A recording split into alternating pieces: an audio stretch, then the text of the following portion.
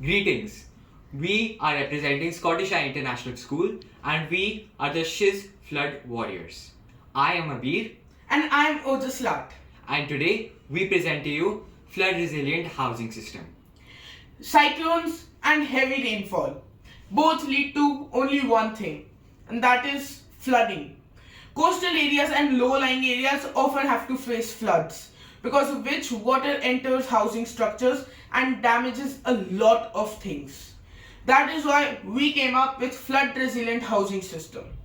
We have innovative solutions for both houses that have been built and houses that will be built in the future. Now let me have Abir explain its benefits to you. Yes, so as Otis has already mentioned, it is applicable in both pre-existing homes and houses which are about to be built. Second, it is a very cost-effective retrofit. And finally, it offers a long-term protection in flood-prone areas. And now let us see how it works. First we come to houses that will be built in the future. The lower layer of these houses will be made of bricks that are made with compressed plastic. This also helps get rid of plastic waste. As water enters that area until a certain level, the water enters these bricks and the bricks start expanding gradually. With this, the house also starts rising gradually, staying above the level of the water, and since it's gradual, it ensures that nothing in the house is disturbed.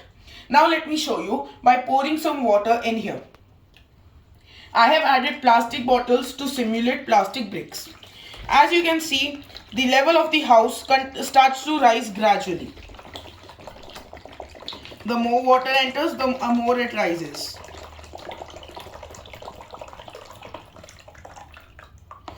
This system ensures that the house rises, ensuring the water does not enter into the house. Now you might ask that won't the house float away? Well, it's a strict no, because the bricks will be attached to the foundations of the house, keeping it in place. Now let's see what happens to houses that have already been built, because we cannot mess with their infrastructure and foundations. Over here we have a simple system with an ultrasonic sensor. Pause. And now let us see what happens for houses that have already been built.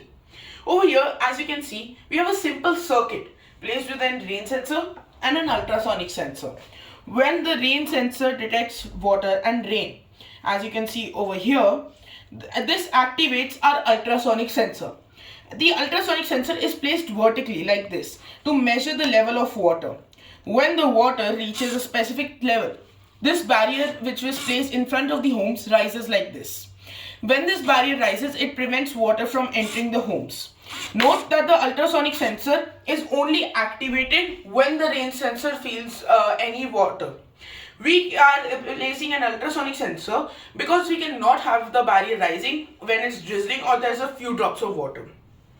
Since the house is surrounded by walls on three sides, the barrier will be placed only on the front, being cost effective and ensuring that water does not flood the house.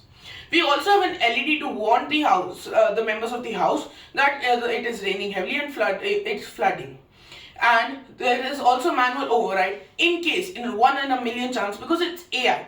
In a 1 in a million chance, if it does not work, the manual override helps us to manually lift the barrier.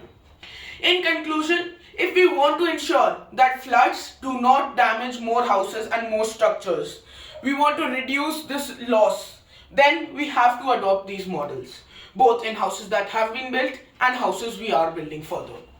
We would like to thank Niti Aayog and our school's ATL labs for giving us this opportunity. We would also like to thank our teachers for giving us support throughout this process. Thank you.